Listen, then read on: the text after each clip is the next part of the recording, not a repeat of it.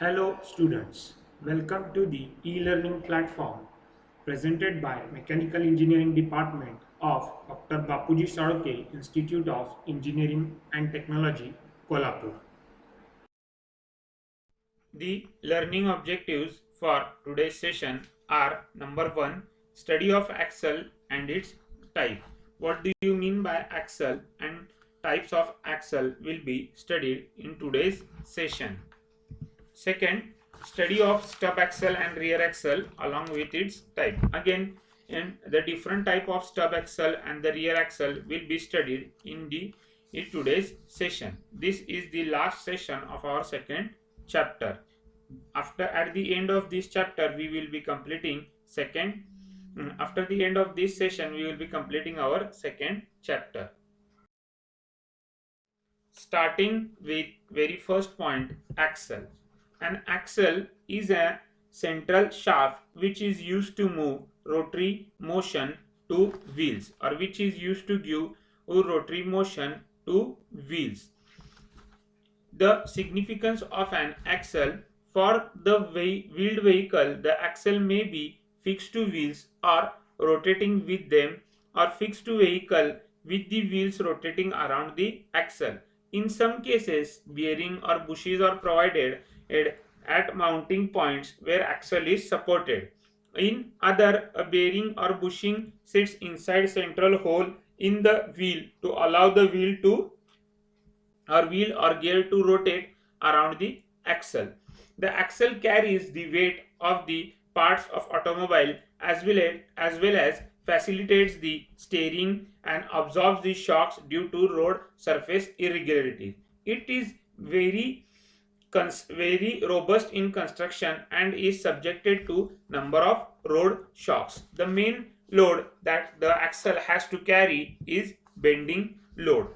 The bending condition depend upon the weight of major component of vehicle. It depend upon static condition by determining the load distribution along the vehicle.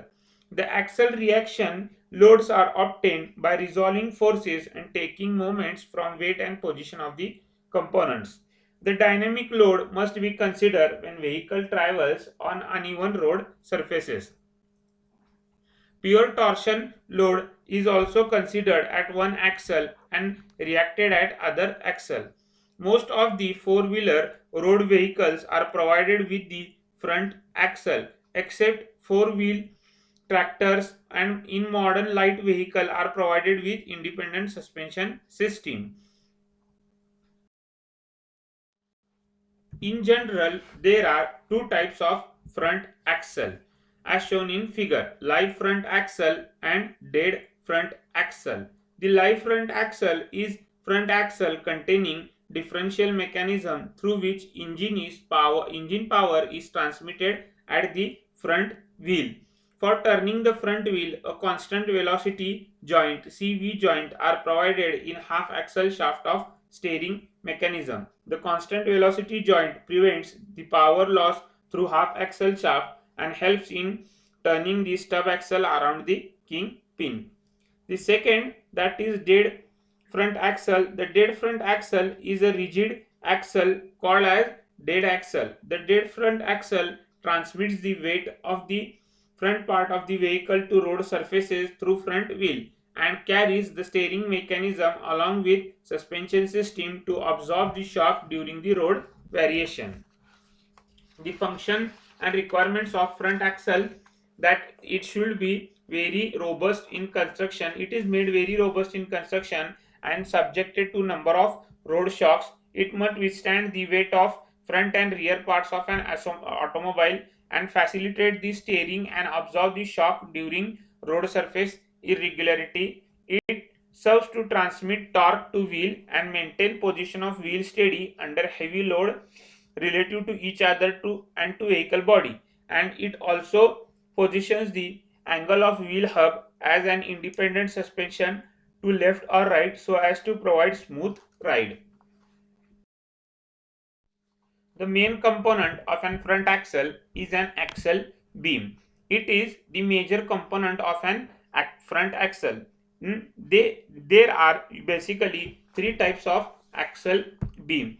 The first is straight axle, double drop axle and fully drop axle. This is made from steel having 0.4% carbon and 1.3% nickel steel and made using drop forging.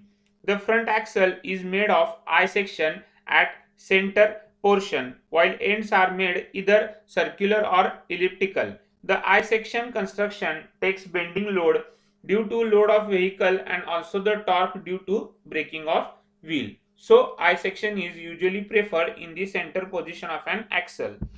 To keep the chassis height low, the center portion of front axle is given a downward sweep. This reduces the swing or sway of vehicle while cornering and give greater stability as well as safety at high speed. The center of gravity of road vehicle was lowered by dropping the entire center portion.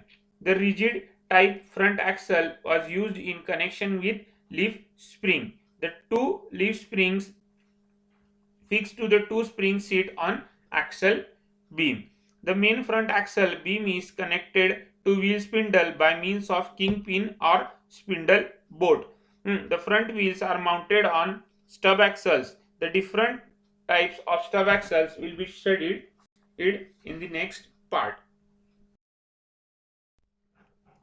Stub axles. The stub axles are pivoted on the ends of an axle beam.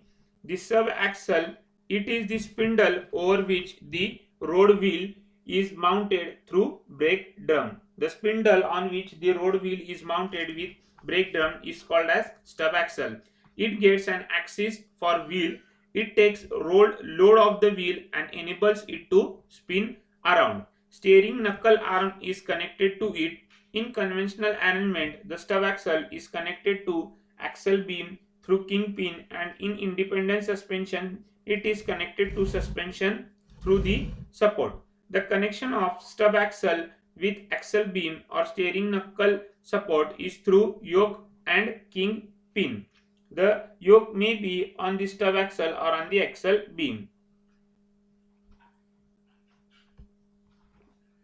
The functions of an stub axle are these help or these are help or capable of angular movement about kingpin for steering the vehicle.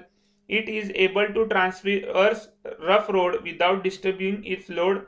It allows the wheel assembly move independently and improve the cornering as well as braking characteristics, especially on the slippery road.